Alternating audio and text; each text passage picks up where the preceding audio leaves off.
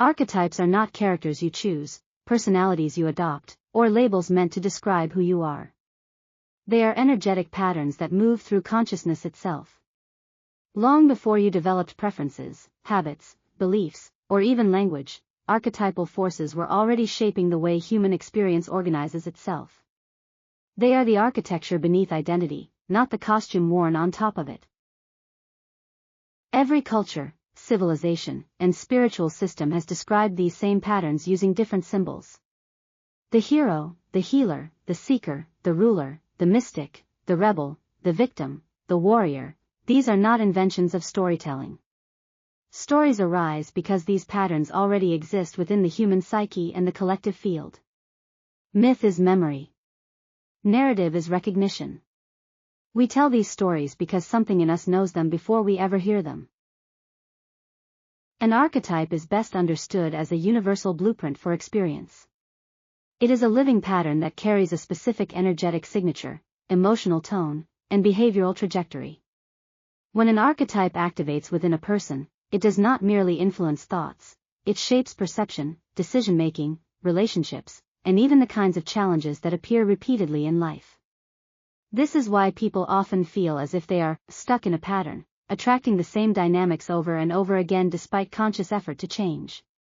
What is repeating is not fate, punishment, or failure. What is repeating is an archetype operating unconsciously. Archetypes are not good or bad. They are neutral forces. Each archetype contains a full spectrum of expression, from highly conscious and life-affirming to distorted and destructive. The healer can restore or self-sacrifice. The warrior can protect or dominate. The lover can connect or obsess. The seeker can awaken or endlessly escape. The archetype itself is not the problem. The level of awareness through which it is expressed determines whether it serves growth or reinforces suffering. Most people believe their personality is who they are. In truth, personality is often a collection of archetypal adaptations formed in response to environment, conditioning, and survival needs. From early childhood, certain archetypes become emphasized while others are suppressed. A child who learns that love is earned may over-identify with the achiever. A child who experiences instability may embody the protector or the controller. A child who feels unseen may activate the performer or the rebel. None of these choices are conscious. They are intelligent adaptations made by the psyche to survive and belong. Because archetypes operate below the level of conscious choice, they often masquerade as just the way I am. This is one of the most powerful illusions in human development. When archetypes remain unconscious, they run automatically. They influence what feels safe, what feels threatening, what feels attractive, and what feels impossible. People then mistake archetypal momentum for destiny. In reality, awareness is what turns an archetype from a driver into a tool. Another common misconception is that spiritual growth removes archetypes. It does not. Enlightenment does not erase the human condition. Archetypes remain present throughout life because they are part of how consciousness expresses itself through form.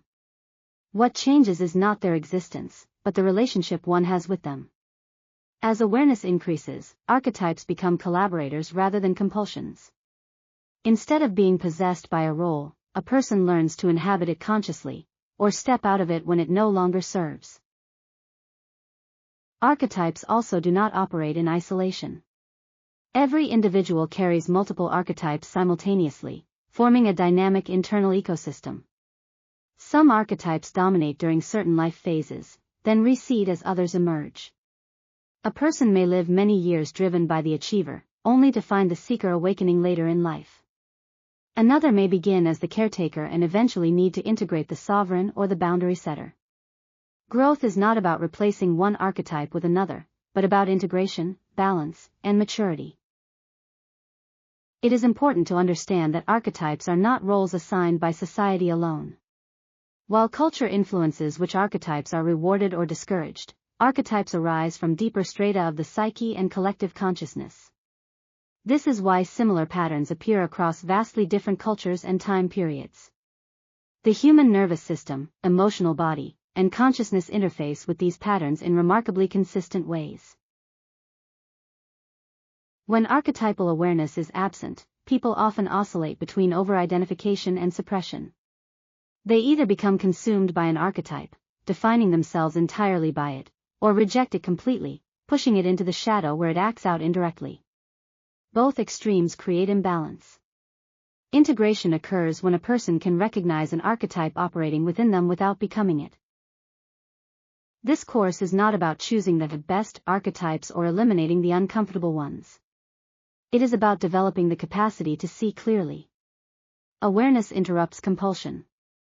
Naming a pattern removes its invisibility. Once an archetype is consciously recognized, it can be healed, refined, and expressed in alignment with the soul rather than survival. As you move through this course, you are not being asked to decide who you are. You are being invited to observe how consciousness moves through you. Archetypes are not your identity. They are expressions passing through the field of your being. When you understand this distinction, you reclaim authorship over your life without denying the human experience that shapes it.